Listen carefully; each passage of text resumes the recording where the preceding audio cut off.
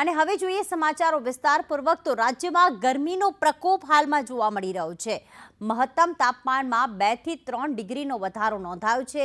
કેશોદ છે, અમરેલી છે, રાજકોટ છે, સુરત છે કે જ્યાં તાપમાન 38 ડિગ્રીને પાર પહોંચ્યું છે।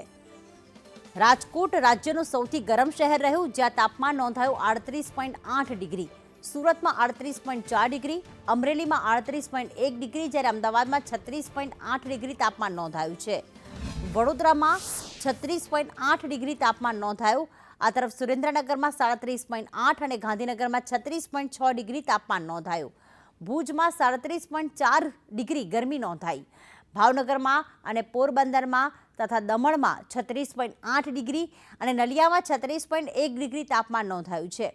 ફેબ્રુઆરીના હવે છેલ્લા 2 દિવસ છે, આજે અને આવતીકાલે, અને એવા સમયમાં જ માર્ચ અને એપ્રિલમાં જે પ્રકારે ગરમી નોંધાતી હોય છે એ ગરમી હાલમાં જ ગુજરાતવાસીઓ તેનો અનુભવ કરી રહ્યા છે।